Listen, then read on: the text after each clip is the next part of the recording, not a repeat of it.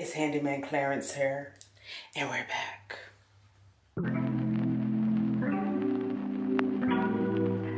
What's going on, y'all? So we are back, and this is part 3 of me doing this bathroom remodel, and I'm bringing y'all along on my hectic journey. This part right here is where I did the most crying. I'm gonna just go ahead and be honest with you. I cried, I pouted, I threw a temper tantrum, had a mental breakdown, called my daddy and all the male figures in my life. This was the lowest point for me.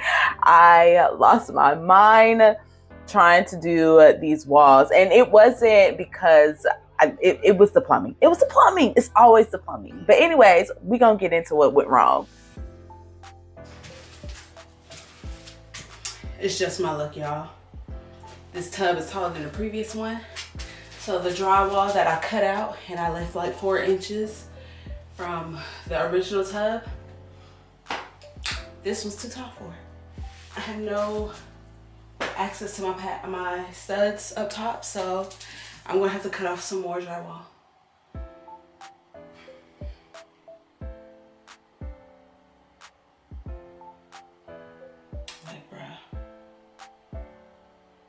Just when I think I'm getting there.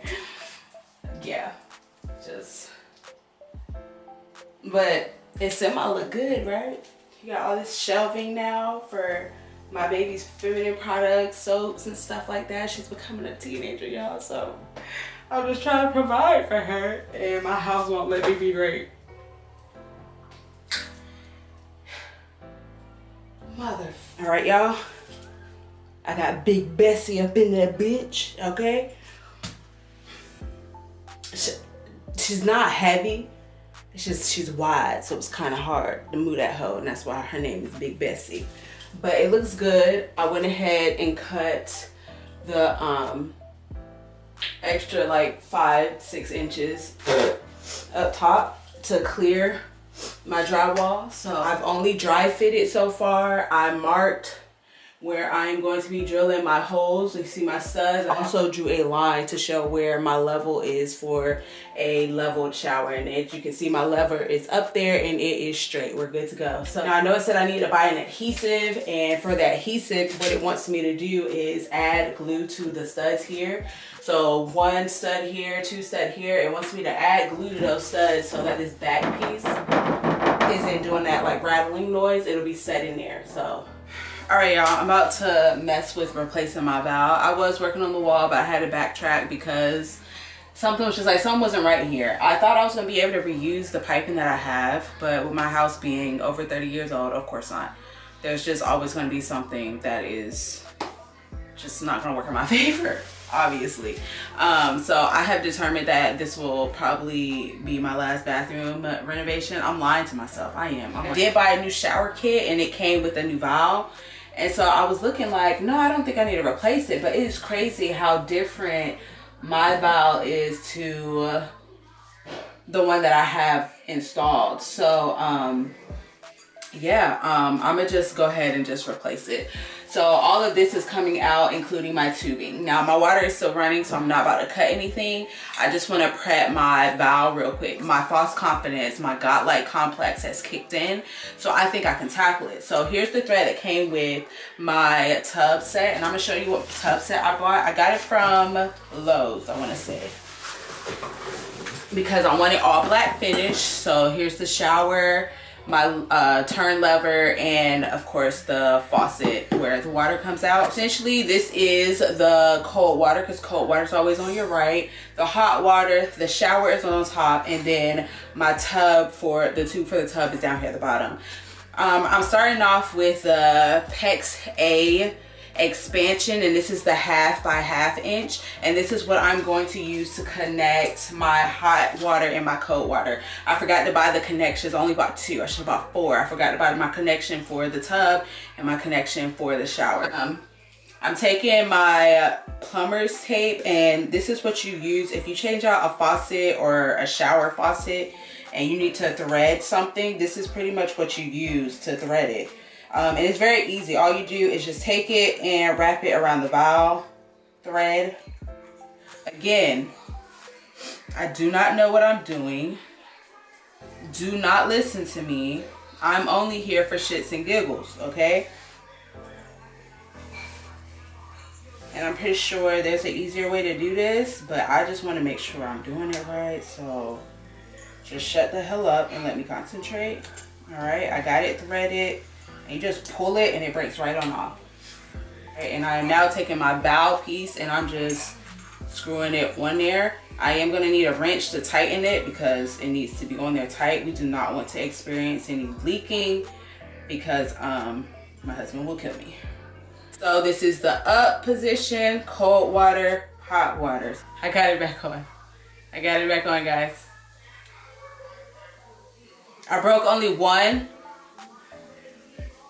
I don't think it's gonna be detrimental. Yeah, all right. So y'all already understand where my skill set is. It is little to none, okay, when it comes to this, right? But again, that godlike complex, that false confidence, be making me feel like I could take over the world, and it be kicking my ass sometimes. So right now I'm just going in with my wrench and I'm hand tightening everything so that we don't experience any leaking. I went ahead and screwed in a 2x4 because this is where the valve piece is going to be screwed into and be held together. You see how my previous one's just kind of like dangling there, holding on to the copper pipe. Now I'm going in with these tube cutters that I also purchased, and I'm just cutting all of the gray tubes. You have to get a copper cutter to actually cut the copper pieces, but we'll talk about that later in the video.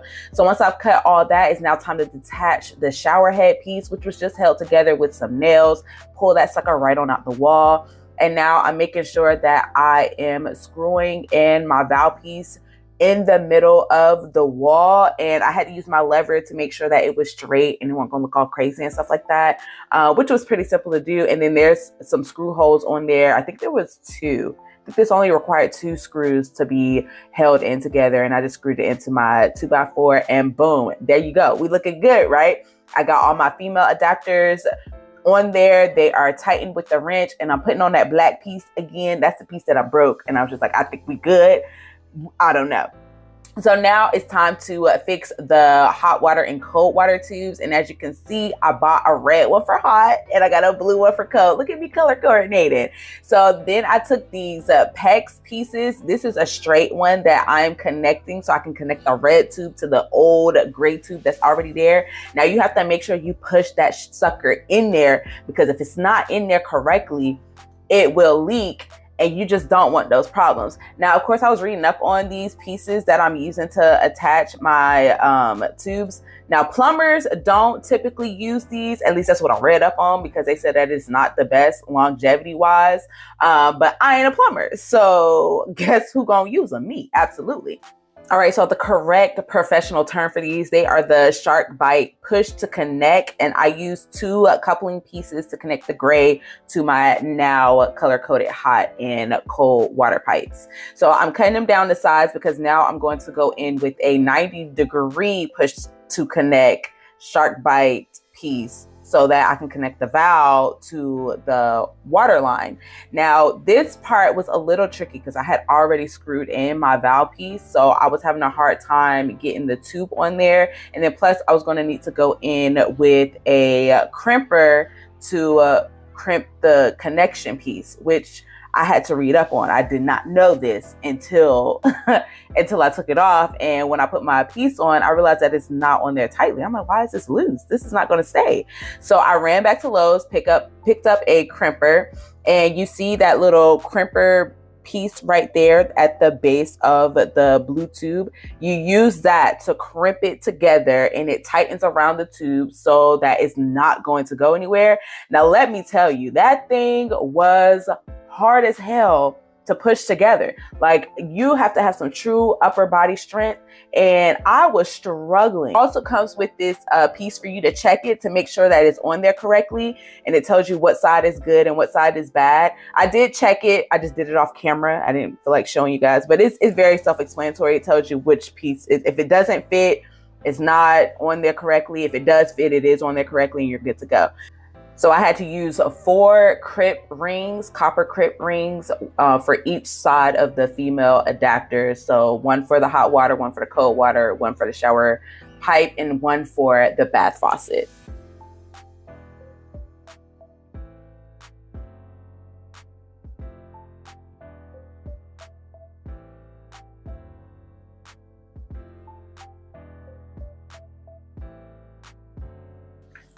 Now I'm going to go in with my 90-degree elbow piece so I can connect the water pipes to the valve piece.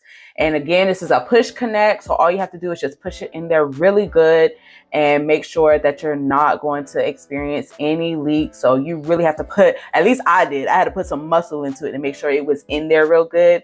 Now, of course, once I'm done, I am going to check to make sure that the fittings are correct. So I'm gonna let the water run, and if I see any leaking, of course, turn the water off, and we gonna have to fix it to figure out how to get it right.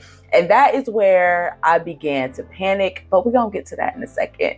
So right now I'm just moving the 2x4 that I had installed because I didn't want my pieces to be in front of it in case, you know, it gets in the way of the tub wall being installed. So I just had to take that out, push the tubes behind there, and now I'm just cutting everything to length so I can now push connect into the elbow piece.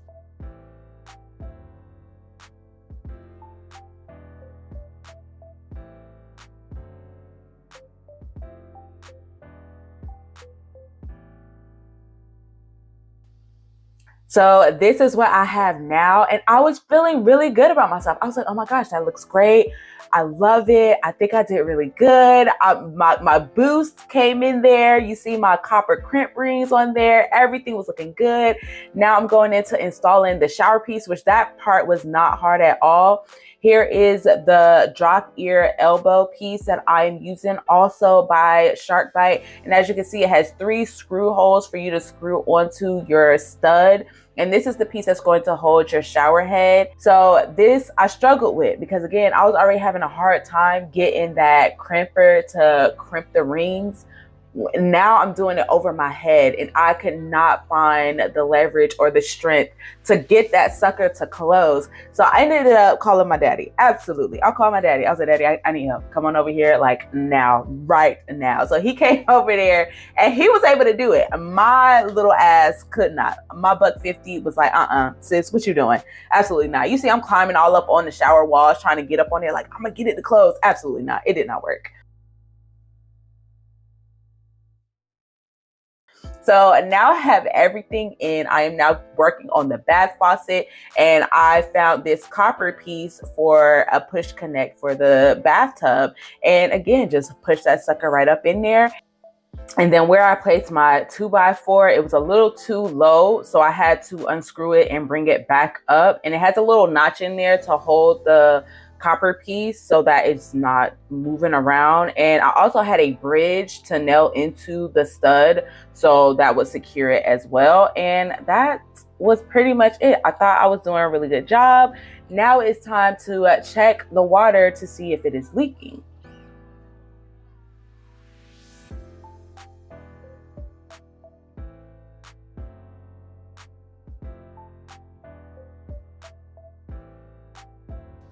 So once I was done with that, I turned on the water to the house so I could check to see if anything was leaking, and my cold water was leaking. But it wasn't leaking from the push connects. It was leaking from the part where I had to tighten with a wrench, the female adapter. So I was panicking because I tightened it as much as I could, and I didn't understand why it was still leaking. And it was like my 3rd time checking it, and it was still leaking. So I panicked, called every male figure in my phone book to have them come over and check behind me. And turns out that my plumber's tape wasn't threaded correctly. I did cut down my copper piece using that copper cutter that you saw earlier, that orange piece. You just wrap it around the pipe and you just twist and it comes right off. Very, very easy. Then I went in with another push connect, and this piece is threaded on one end because I needed a threaded copper piece in order to connect my bath faucet. So right here, I'm just kind of like dry fitting it. And see what where I went wrong was there is a valve on the inside of the bath faucet.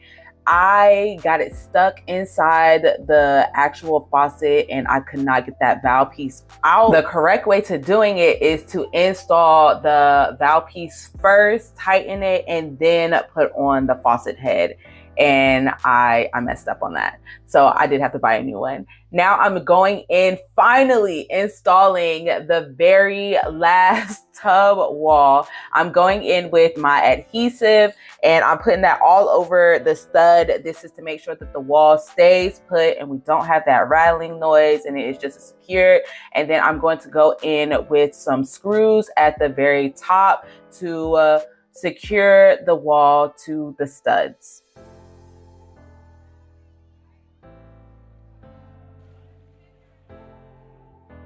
Now, from my last video, I had mentioned that the plumbers we hired to help us install the drain for the bathtub, they took out the stud. And as you can see, there's no stud right there where the drywall and the bathtub meet. And I ended up having to do stud pieces going across horizontally so that I could secure the bathtub to the drywall. I didn't really like that method, but I mean, they took it out and I didn't feel like putting it back in. Now I am going in, installing all of the faces and the bath faucet, which the bath faucet just screws on. And then for the face plate, it has 2 screws that you need to have access to. So make sure that your hole in the wall is big enough, but not too big, because you want the faceplate to still be able to cover it up. There's this rubber piece that you're supposed to take off and help secure it. And that's pretty much it. Make sure it looks straight as possible before you screw it all in. And then the handle, it's held in by another screw. That was probably the easiest part of this entire thing, but it looks really good. It just gave me a headache. And then I have to test it again to make sure I'm not experiencing any leaks. And this was literally the hardest part. I should have hired the plumber again, but I did not want to spend another $500-600 for them to come and do it. So this is what you deal with. You get tears upon tears, and days and hours wasted. Now, I didn't talk about how I drilled the holes into the wall. I did not use a saw. I just went in with a drill bit, a circular saw drill bit, and it kind of just has like jaw teeth, and of course it just spins, of course. So you have this nice perfect circle. I can't remember the measurements that I used either. I believe I had already had the pieces for it, but I will have it linked down below so that you know what pieces to use to drill your hole. Now, do be careful with it because you're kind of drilling into what is plastic and it can heat up and kind of warp and melt. So, you know, make sure you have like a spray bottle nearby to kind of help keep things cool. But if you work pretty fast, it's able to kind of make that hole and you're done.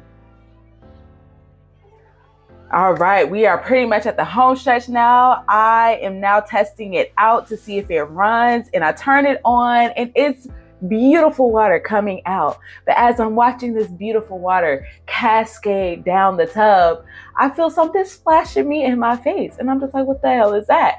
And I look up and it is my wonderful shower leaking when it should not be running water just yet. And I thought I fucked up again, but no, I did not. I'm supposed to let it run for like 30 minutes. So I guess it can get adjusted. I don't know. That's what the instructions said. And it did slowly stop doing it. So I was good to go. Now I am siliconing everything up. Now here is the kicker though. When you do the bath faucet, there's a little hole right there underneath that I am siliconing up. Do not silicone that little hole, because that is where the water, if there is any kind of leak, will kind of come through right there and kind of sweat through there. And if you seal it up, it's going to sweat behind the wall, and that is going to cause bigger issues. So yeah, I had to take that piece off when I realized I did the tub faucet install incorrectly and had to go buy a new one. Yeah, I realized all of that after I had did all of this. So it was a headache. But the silicone part was the easiest part. But I also love caulking, and this is my favorite part of any project. So that is going to complete the bathtub wall install for now. And then we're going to come back and do drywall, paint, and a light fixture install, which is on the next video. We will see y'all next week. Thank you so much for joining us on another terrible way to remodel your bathroom. I greatly appreciate having you guys here. Don't forget to hit the like button if you'd love to see more content like this on our channel. We will see y'all on another one. Be blessed and be safe.